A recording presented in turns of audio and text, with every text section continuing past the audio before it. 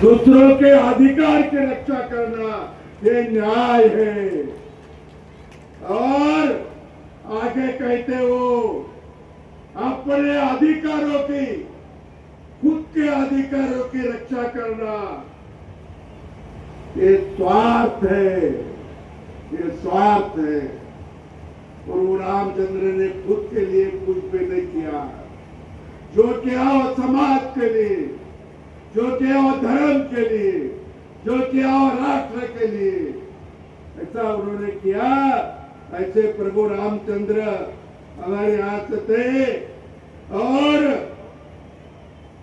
उनकी विद्या भी बहुत थी। उनके लिए कहा है गुरु ग्रह गए पढ़ा न रघुराई, गुरु ग्रह गए पढ़ा न रघुराई, अल्पकाल विद्या सबाई। थोड़े दिन में उन्होंने सब विद्या सीख ली थी। ऐसे वो रघुराई थे, ये भी उनका यहाँ वर्णन अपने किताबों में आता है।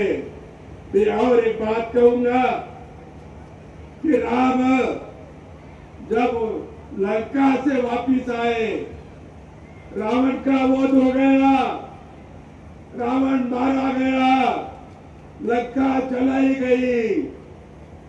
प्रभु रामचंद्र वापिस आए, जब वापिस आए अयोध्या में आए, तब प्रभु रामचंद्र बोले, भरत सामने आया। अरे भरत को बोले, प्रभु रामचंद्र बोले कि मुझे पहले कैकेयी माता को मिलना है।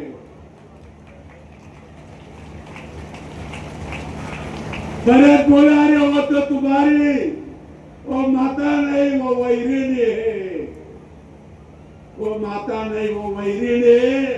तुमको 12 वर्ष उन्होंने वनवास में भेजा, उनको मत मिलो, उनको मत मिलो। भरत बोलता है कैकेयी का पुत्र है भरत, भरत बोलता उनको नहीं मिलो।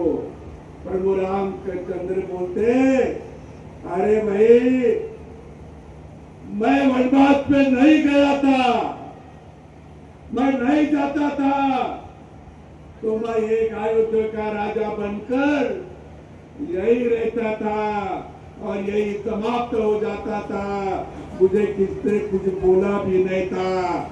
मेरी जो आज सभी दुनिया में प्रसिद्धि हो रही वो मैं वनवास में गया करके मुझे पे उपकार किए, कैकेयी ने मुझे वनवास पे भेजा, मैं अब उनको पहले मिलना है। प्रभु रामचंद्र ने जो गुस्सा आता है वो गुस्सा छोड़ दिया। नहीं तो किसी को गुस्से से बहुत आते, पर जिन्होंने 12 साल वनवास में भेजा उन्हें से गुस्सा आया, लेकिन वो गुस्सा उन्होंने पेट पे रख लिया। और ऐसा गुस्सा किसी को नहीं आना। गुस्सा आने के बाद क्या क्या होता है अपन कभी कभी पेपर में भी पढ़ते हैं।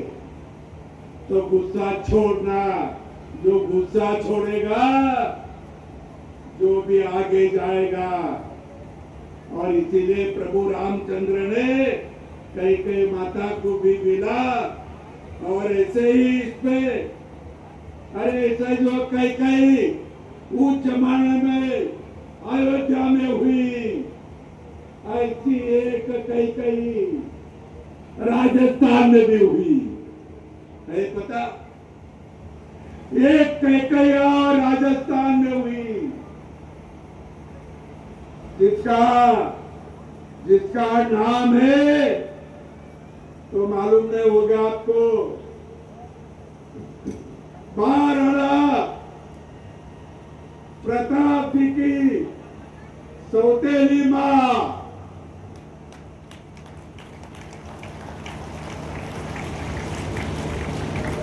उसका नाम है धीर कंवर। और प्रताप जी के पिता उदय सिंह महाराज जिन्हें उदयपुर बसाया, महाराणा प्रताप की माता, उनका नाम है जयवंती और वो पहली रानी है उदय सिंह की, पहली रानी। और वो धीरे कंवर दूसरी रानी है। राजा को तो उदय सिंह तो 21 रानियां थी, कल्पना करो उस जमाने की। 25 पुत्र 20 पुत्रियां थी और एक कंवर ने, हीरा कंवर ने हमारे उदय सिंह महाराज को कब्जे में लिया और बोला कि आप मेरा जो पुत्र है जगमाल, उसको गद्दी पे बिठाओ। मरते मरते उदय सिंह महाराज ने बोल दिया, उदय सिंह महाराज मर गए, उनका मृत्यु हो गया और गोकुंडा में उसको अंतिम संस्कार किया और उनके पास हुए। आज जगमाल अंतिम संस्कार को नहीं आया तो वापिस आते आते उनको पता चला वो क्यों नहीं आया, तो उसको उदय सिंह महाराज ने राजा बनाने का शब्द दिया था। पितवा के जो सामंत थे, वो सामंत थे सब लोग, बड़े लोग थे, उनके युद्धों में जो काम करते थे, उन्होंने बोला ये नहीं होगा, मेवाड़ को बचाना है, मेवाड़ चित्तौड़गढ़ फिर से लेना है, तो राणा प्रताप को गादी पे बिठाना होगा। जब ये वापिस आए अंत्य विधि से, वहां एक महादेव मंदिर है, उसके बाजू एक बावड़ी है, वहां बावड़ी पे राणा प्रताप का स्नान किया, वहां तिलक लगाया और गोकुंडा के पास आए, कर गोकुंडा के तो सिंहासन था, उस पे जगमल बैठा था। जगमल पहले बैठा और बोला कि मुझे राजा ने राजा बनाया, मैं नहीं उठूंगा, मैं नहीं उठूंगा। तो लोगों ने उसको हाथ पकड़ के उसको उठाया और महाराणा को गद्दी पे बिठाया, महाराणा को गद्दी पे बिठाया।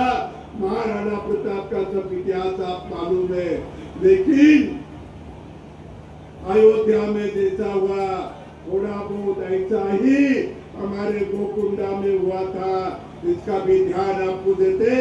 मैं आपसे एक ही निवेदन करना चाहता हूँ कि अपना